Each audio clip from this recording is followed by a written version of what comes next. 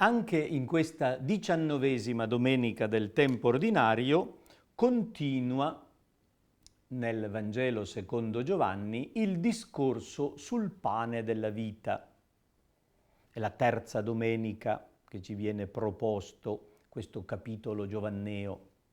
Abbiamo ascoltato prima il racconto del segno del pane nel deserto, poi l'inizio del discorso di Gesù che mette a confronto il dono della manna con la sua persona, dicendo che è Lui il pane che viene dal cielo.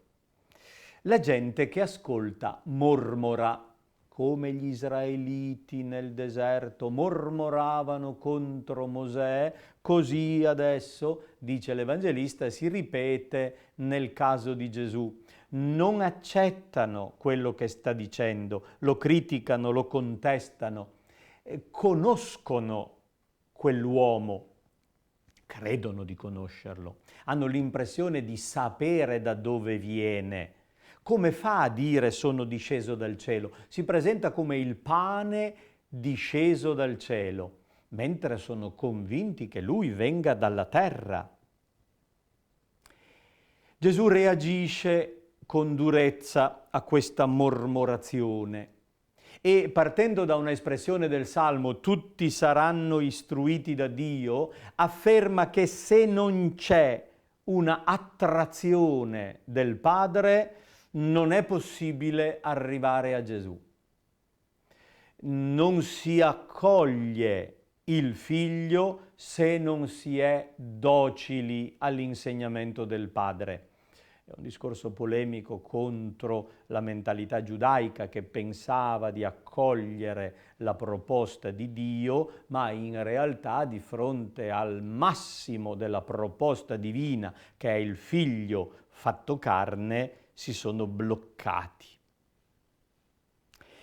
Solo colui che viene da Dio ha visto il Padre. Gesù pretende di essere l'unico che conosce veramente Dio. In questo senso egli è il pane della vita. Egli è colui che dà la vita, è la parola che fa vivere. Non spiega perché, riafferma semplicemente che è così. È quello che i teologi chiamano la grande pretesa di Gesù. Egli si presenta come Dio, come la parola di Dio fatta carne, colui che solo conosce Dio, colui che solo può far conoscere Dio, può trasmettere la vita stessa di Dio. Se uno mangia di questo pane, il pane che sono io, cioè ascolta la mia parola e la assimila veramente, vivrà in eterno.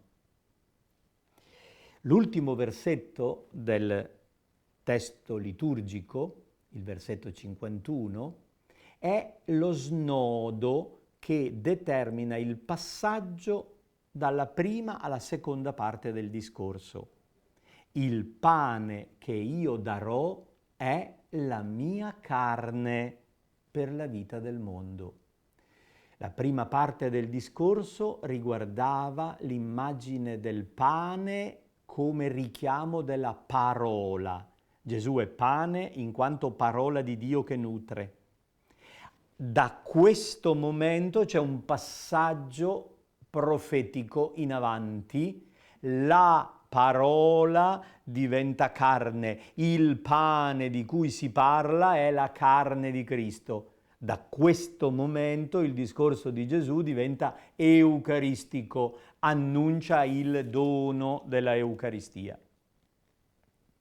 Nella prima lettura ci viene proposto un episodio singolare della storia del profeta Elia, con al centro un misterioso pane del cammino.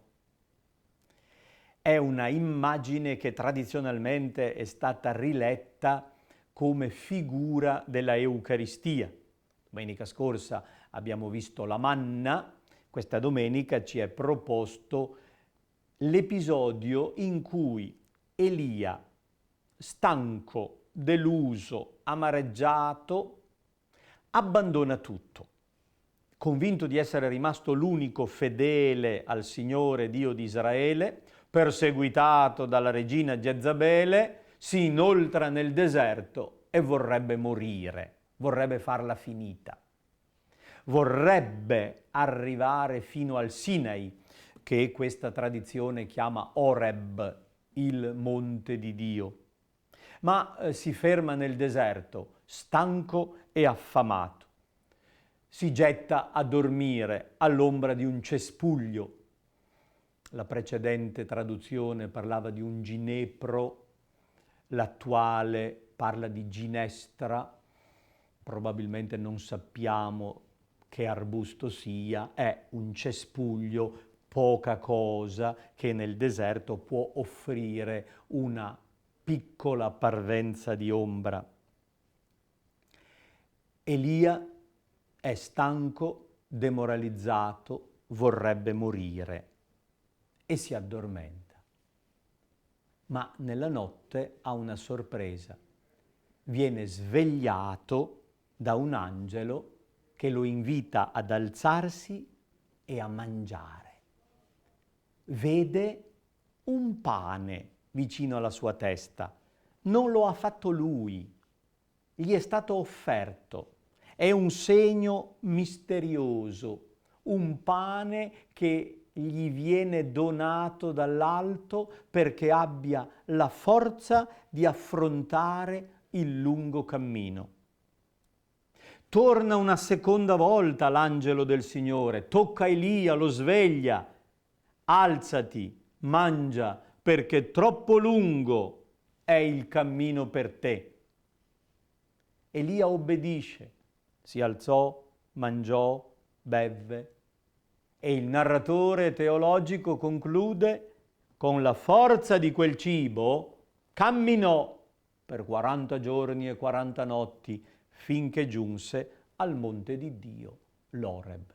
È un pane che gli ha dato la forza di camminare 40 giorni fino alla meta, fino al monte in cui incontrerà il Signore. Questo misterioso pane offerto al profeta per dargli la forza di camminare è una figura eucaristica, è una immagine del pane del cammino che Gesù offre alla sua comunità. Gustate e vedete come buono il Signore. Questo ritornello è tratto dal Salmo 33 che ci viene proposto per 3 domeniche di sigla. È un salmo alfabetico, nell'originale ebraico ogni strofa comincia con una lettera successiva dell'alfabeto, quindi è un testo sapienziale in cui si presentano alcune realtà della misericordia, della benevolenza, della provvidenza di Dio. Un versetto in particolare crea collegamento con il fatto di Elia. Questo povero grida e il Signore lo salva, lo libera da tutte le sue angosce. L'angelo del Signore si accampa intorno a quelli che lo temono e li salva. Il povero Elia che ha gridato, il Signore lo ha ascoltato, l'angelo del Signore gli ha offerto quel pane, forza per camminare. La seconda lettura, ancora tratta dalla lettera agli Efesini, indipendente dalle altre letture, ci propone una serie di esortazioni morali. Siate benevoli, misericordiosi, perdonandovi a vicenda, fatevi imitatori di Dio quali figli carissimi. Ecco di nuovo il collegamento con il pane del cielo. Mangiare Gesù, ascoltare la sua parola, fare la comunione con l'Eucaristia, vuol dire diventare figli, come è figlio Gesù. Ma questo significa imitare Dio che è Padre, assomigliare al Padre, assimilare il pane per avere la forza di essere come Dio. Altro che cammino fino all'Oreb, è un cammino fino a diventare Dio.